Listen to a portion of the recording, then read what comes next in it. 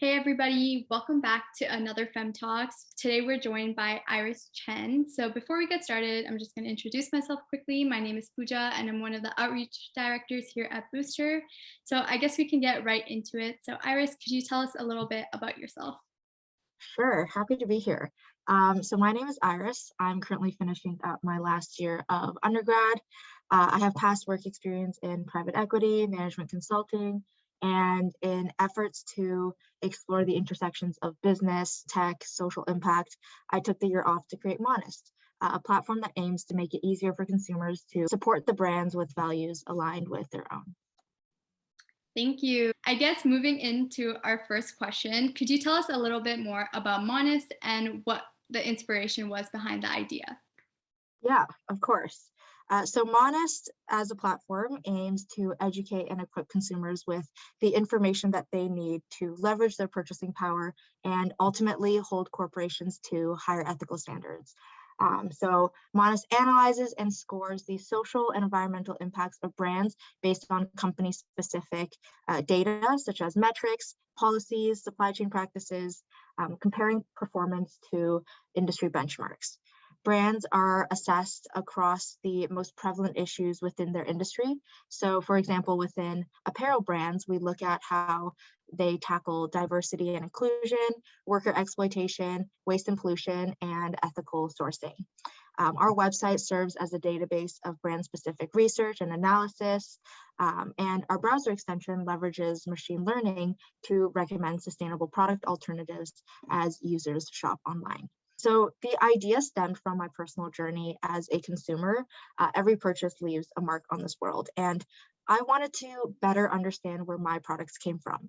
So I began researching into the brands I frequented and was shocked at how absolutely overwhelming and time-consuming the research process was to first understand the underlying drivers of the issues, and then determining which best practices to expect from companies, and then sifting through 100-page annual reports with data that's often biased and unstandardized.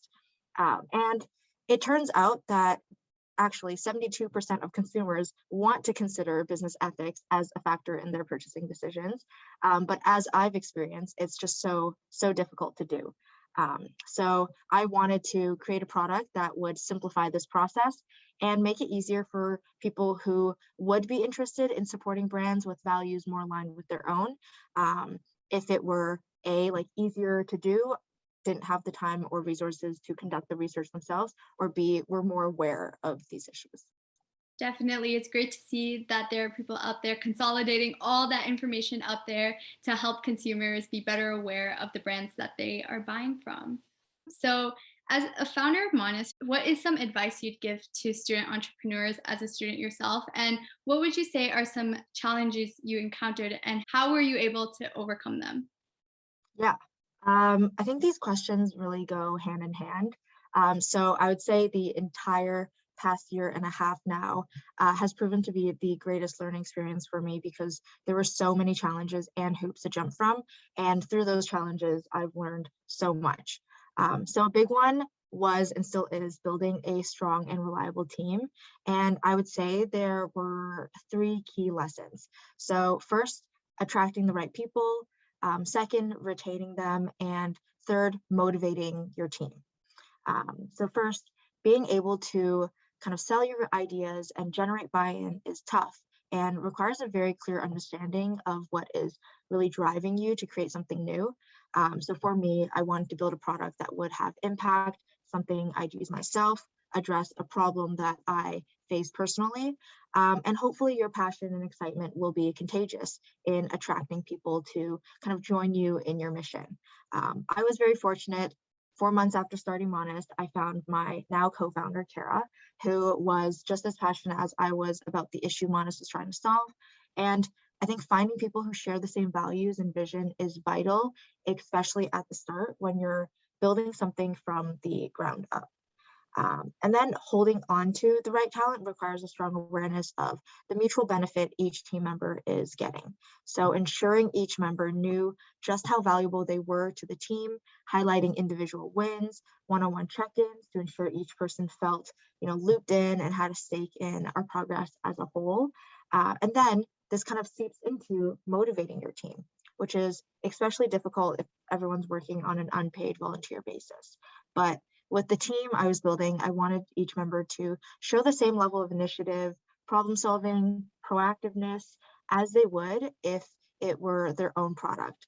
So this is where establishing ownership is incredibly important. And I think the biggest challenge here is being able to completely trust the members on your team, trusting your team to make big decisions, compromising on your ideas so others are able to see their own ideas come into fruition, and allowing your team members to have freedom in the work that they do, so then they're able to establish that ownership and feel truly invested in the product that you're building together.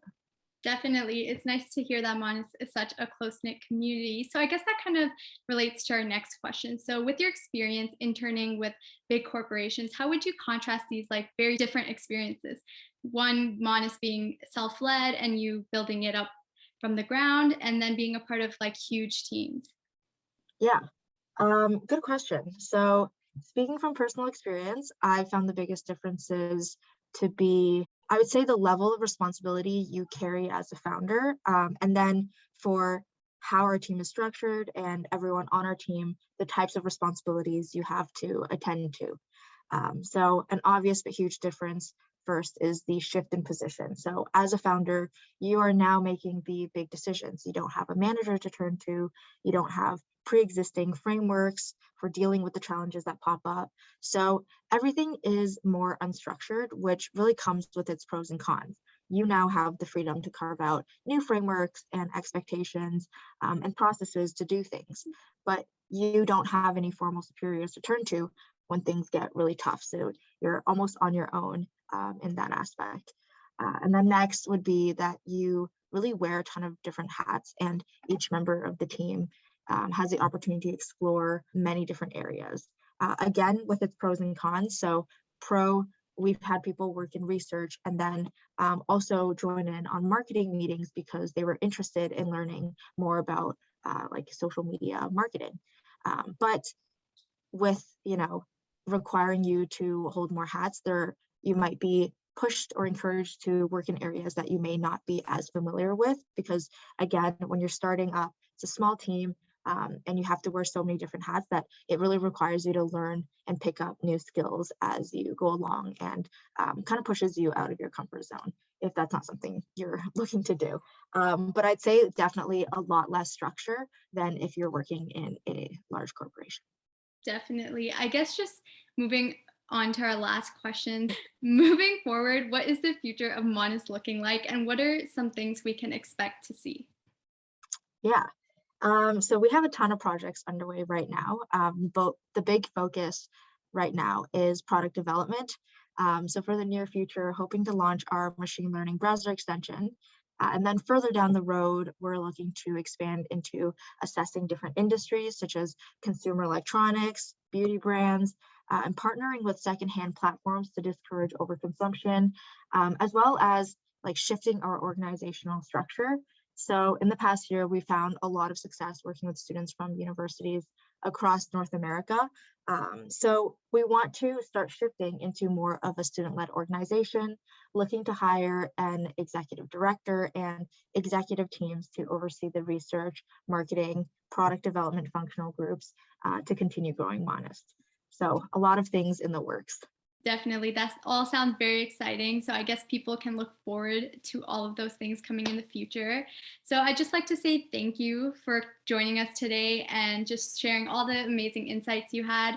So just before we let you go, I was wondering, is there anything else that you'd like to share with our audience? I guess just a quick shout out to our Instagram.